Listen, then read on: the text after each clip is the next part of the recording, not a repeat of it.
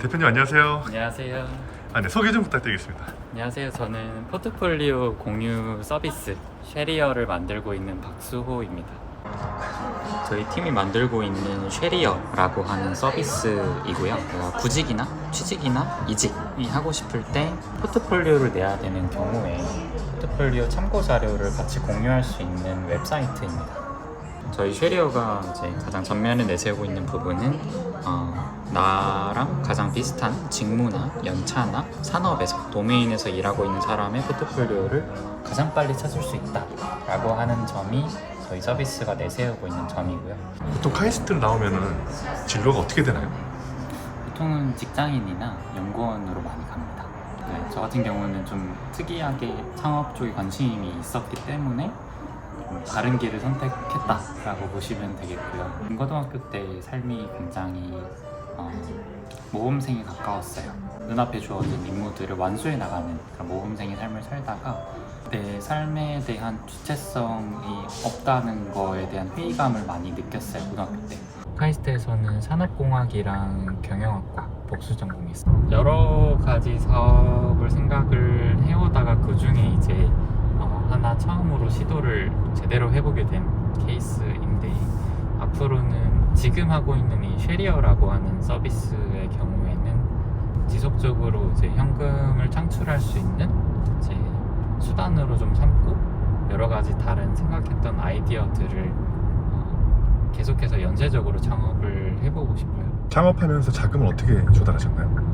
첫 자금은 예비 창업 패키지라고 하는 정부 지원 사업에서 조달을 받아서 하고 있습니다. 5천만 원 조금 안 되게 지원을 받았어요.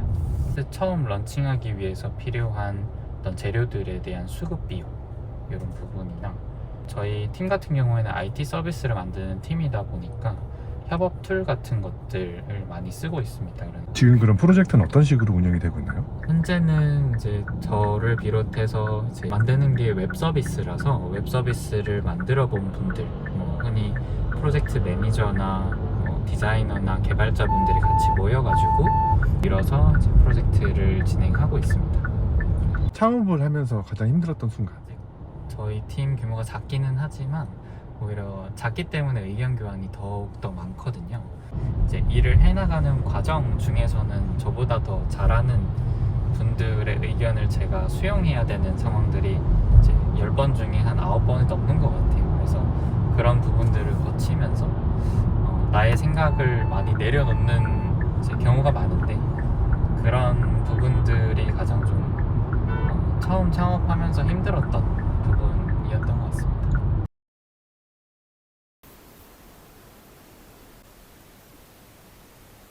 와, 대표님, 저희 석 달 만에 다시 만났네요. 네, 안녕하세요. 네, 오랜만에 뵙습니다. 쉐리어는 좀 어떻게 됐나요? 제 서비스를 위한 사전 고객 모집만 하는 단계였다가 지난번에 뵌 이후로는 서비스를 이용하고자 하는 고객들의 수가 약 500명 정도 사전 신청을 이미 하신 상태이고요. 포트폴리오를 공유해 주신 분들이 이미 40분이 넘어갔습니다. 그래서 예상했던 속도보다는 조금 더 빠르게 발전하고 있다, 이렇게 판단하고 있습니다. 과학고를 나오면 학교마다 편차가 좀 있겠지만 네. 보통 몇 퍼센트가 카이스트로 가나요? 제가 다녔을 때는 한 절반 정도까지 갔던 걸로 기억. 수능을 망치는 사람들도 있나요, 혹시? 보통 대부분 카이스트 목표로 해서, 카이스트는 수시로 가거든요. 수능을 되게 가볍게 접근을 해요. 그러다 보니까 망치는 친구들도 있고 중간에 풀다 자는 친구들도 있고 그런 것 같아요. 카이스트에서도 당연히 대학 생활이 시작이 되면 MT 가겠죠? 네, MT 가죠. 카이스트는 어떤 식으로 MT가 이루어지나요? 아, 문제 풀기 하고 막 그런 거 아니에요? 많이들 그렇게 상상하시는데 뭔가 특별하게 다르진 않아요. MT촌에다가 1박 2일로 숙소 잡고 그냥 다 같이 술 사들고 가가지고 술 마시고 게임하고 그런 식으로 이렇게 특별하진 않습니다. 카이스트 다니시면서 좋았던 점은 어떤 게 있나요? 캠퍼스 자체가 엄청 넓고요. 경사가 거의 없어요. 그런 점이 되게 학교 다니기에 너무 편했었고, 식당이나 그 병원, 그 카이스트 클리닉이라고 하는데 그런 부대 시설들이 되게 잘 돼 있었어요. 그래서 편하게 다녔던 기억이 있습니다. 카이스트 수업은 네. 다른 대학교처럼 똑같이 진행이 되나요? 어떻게 돼요? 대부분이 영어 강의로 진행이 됐었고요. 한국어 교양 같은 것들은 이제 한국어로 진행이 되고 다른 대부분 전공 수업들은 다 영어였던 걸로 기억해요. 대표님이 경험하셨던 카이스트에서 하위권에서 상위권으로 올라간 그런 얘기를 좀 들을 수 있을까요? 아마 한 하위 5%에서 상위 한 3% 내외 이렇게 올라갔던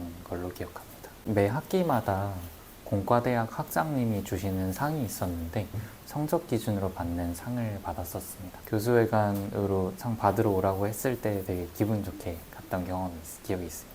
몇 명 정도 받는 상이에요? 정확하게는 기억이 안 나긴 하지만 그때 같이 받으셨던 게 전체 학교에서 20-30명 되셨던 것 같아요. 전체 1학년부터 4학년 중에요? 네, 그랬던 걸로 기억합니다. 카이스트에서 제일 낮게 받은 등수는요? 1200명 정도 듣는 1학년 1학기 수업이었는데 미적분 수업 때 한 1100 몇 등 했던 것 같습니다. 선배들이 과고 나왔으면 이제 공부 안 해도 시험은 그럭저럭 친다 해서 안 했는데 안 하니까 안 나오더라고요. 그래서 엄청 스스로한테 실망도 하고 놀랬던 기억이 있어요. 아, 근데 학사 경고를 맞으신 분이 상위 3%까지 올라가신 거예요? 네. 재학생들 사이에서도 이슈가 됐겠어요. 친구들은 아는 친구들만 너는 왜 그러냐라고 했었고 교수님 중에 이제 좀 가까운 교수님이 너 되게 특이하다라고 하셨었어요. 본인 알고 계세요? 네, 알고 계시죠. 본인이 뭐라고 말씀하셨어요? 학사 경고를 받으면 집으로 우편이 날라오거든요. 총장님 명의였던 것 같은데 우편을 보시고 그런 우편을 처음 받아보시니까 엄청 놀라셨었어요. 부모님들이 어떻게 아이를 대해야 대표님처럼 그래도 공부를 좋아해서 그렇게 해서 꾸준히 할 수 있는 그런 힘이 생길까요? 한마디로 요약하자면 저한테 효과적이었던 건 질책보다 칭찬이었는데 질책을 받아서 효과를 봤던 기억은 거의 없던 것 같고요. 칭찬이 저한테는 가장 효과적이었어요. 사람마다 다르겠지만 기억에 남는 거는 막 초등학교 1, 2학년 때 받아쓰기 해가면 부모님이 엄청 좋아하시고 칭찬해 주시고 그랬었는데 그런 기억들이 이제 쌓이고 쌓여서 이게 전체 교과목으로 확장되고 전체 학교 공부 자체로 확장되고 학교 생활로 확장되고 이렇게 갔던 기억이 있습니다. 혹시 대표님이 생각하시는 카이스트 출신 중에 괴짜였던 사람 있나요? 진짜 특정 교과목을 엄청 사랑하는 친구가 있었던 걸로 기억하는데 공부가 그냥 삶이었던 친구가 있었던 걸로 기억해요. 보통은 이제 카이스트 친구들도 시험 공부하려고 공부하고 하잖아요. 근데 그 친구는 시험에 뭐 나오든 안 나오든 이런 게 중요한 게 아니에요. 그냥 물리 관련된 지식이 부족해서 뭔가 더 쌓고 싶어서 이런 욕망으로 책이랑 논문을 읽던 친구였던 걸로 기억합니다. 카이스트 출신들은 보통 어디로 취업하나요?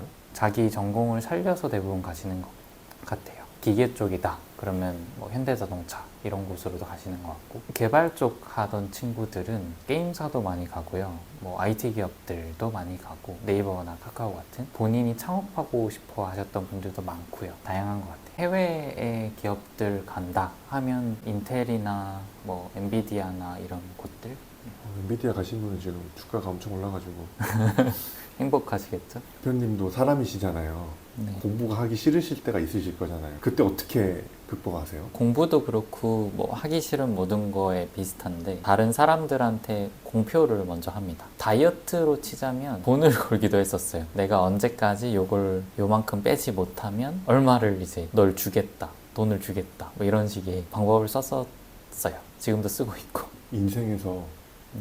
가장 중요한 거는 어떤 걸까요? 인내심 혹은 끈기가 제일 중요하다고 생각합니다. 토스 대표님이 막 강연을 할 때 가장 와닿았던 말이 내가 뭐 7번째 실패했을 때랑 8번째 성공했을 때랑 크게 과연 다른 나였겠냐. 내가 바뀌었다기보다는 내가 계속해서 끈기를 갖고 뭔가 하고자 하는 바를 이루어가는 와중에 운이 찾아오는 때까지 나는 기다렸을 뿐이다. 이렇게 이해를 했었거든요.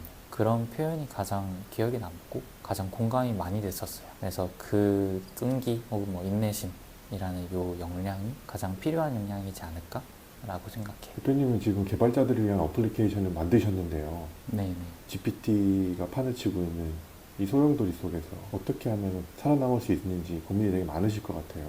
IT 산업의 직종들, 제가 아는 좁은 범위 내에서 답을 해보자면 창의력이 요구되는 업무를 하는 그런 직무들이 향후에는 더 가치를 높게 평가받겠다라는 생각을 하고 있고요. 창의력을 요한다라고 하면 예를 들면 개발자로 치자면 단순한 코더보다는 그 시스템의 전체 아키텍처를 설계할 수 있는 그런 직무들이 창의력을 요한다라고 생각할 수 있겠고, 다른 직무로 보자면 뭐 기획자라던가 뭐 프로젝트 매니저라던가 아니면 마케터 뭐 이런 직무들도 창의력을 요하는 업무에 있어서는 GPT를 좀 이길 수 있고, 그럼에 따라서 좀 가치를 높게 평가받지 않을까라고 생각합니다. 좋은 말씀 되게 감사드리고요. 네, 감사합니다. 가을에 받고 겨울에 또 뵙는데 나중에 또 봄이 되면 좋은 소식으로 또 뵐 수 있었으면 좋겠습니다. 그때는 이 만들고 있는 쉐리어도 발전된 또 고객들이 많이 쓰는 서비스가 되어서 뵈면 좋겠습니다. 감사합니다. 감사합니다.